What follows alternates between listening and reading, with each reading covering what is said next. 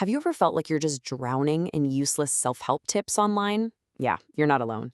There's this one creator who's built a huge following by showing that solving really hard problems is easy, actually. So in this explainer, we're going to break down their simple but really powerful formula. This quote from the channel it nails the problem, doesn't it? We're always being told to be ourselves or follow our passion, but that advice is so abstract, it's basically useless for a normal person. It sounds deep, sure, but it doesn't tell you what to actually do on a Tuesday afternoon when you're feeling stuck. And yeah, this is exactly where that bad advice lives. You know what I'm talking about. Those vague Google results, the WikiHi articles with the weirdly specific, unhelpful illustrations, and Reddit threads suggesting you, I don't know, start a cornhole club to make new friends. It's just a sea of generic brain hacks and cliches that almost never lead to any real change. So, if all that stuff is just noise, what's the signal, right? How do we actually tackle big, intimidating goals like getting smarter or being more social or finally learning how to cook? Well, this is where the Easy Actually framework comes in. Let's get into it.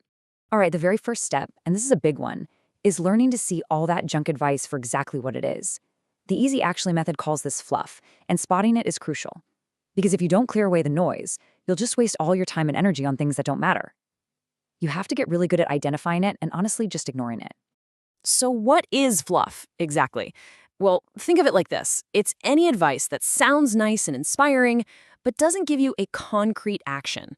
It's all about abstract ideas instead of tangible, physical steps you can take, like right now. And here are some perfect examples of fluff in the wild. Being told to just eat blueberries to get smart, when what you really need to do is read and practice. Or buying that protein slop that's basically just a glorified candy bar.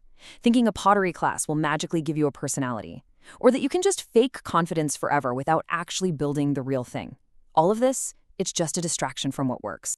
Okay, so once you swept away all the fluff, you get to the most important part of this entire formula.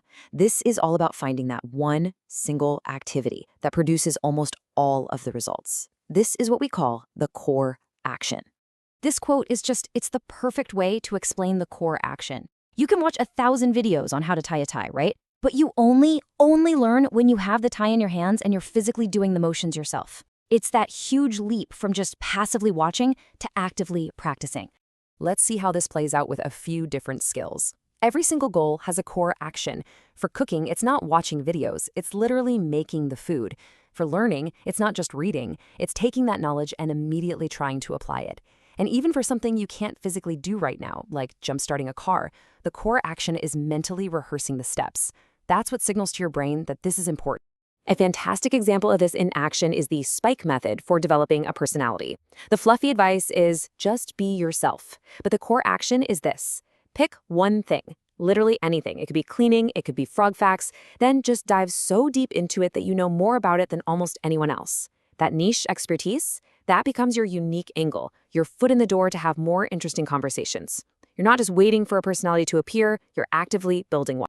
Okay, finding a core action, that's a huge breakthrough. But, and this is a big but, it's only half the battle. What happens when you get bored of learning about cleaning, or you feel like a total fraud talking about it? This is where most people quit.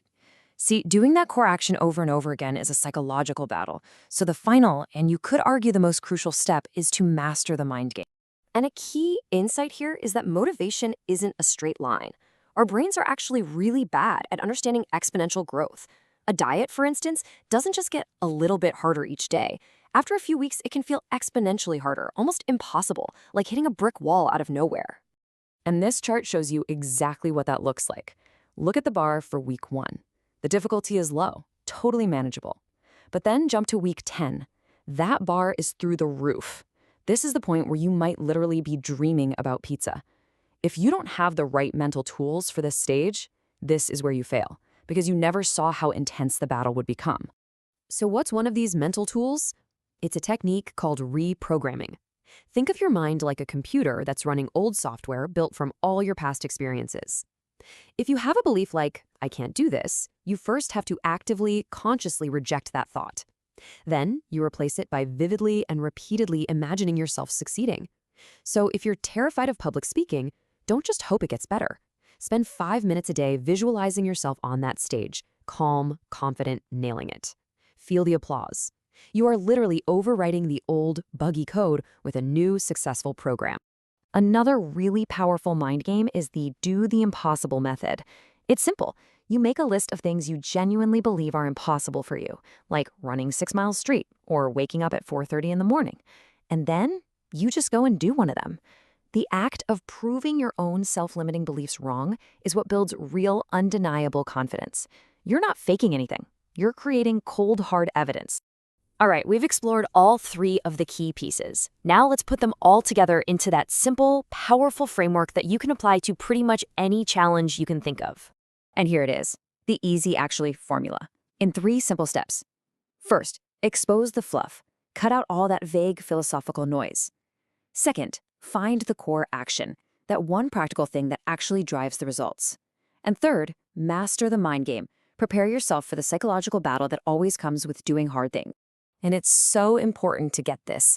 This is way more than just a list of tips. It's a mental model. It's like a completely new operating system for your brain when you approach any problem, whether it's learning a new skill, changing a habit, or tackling a huge lifelong goal. The point isn't just to do things differently, it's to think differently, to shift from being overwhelmed and confused to being focused and clear. So that brings us to the final question, and this one's for you. With this new framework in mind, think about a challenge in your own life that has always seemed impossibly hard. What happens when you apply this lens to it? What's the fluff you need to ignore? What is the one core action you need to take? And what's the mind game you need to win? You might find that the answer is actually easy.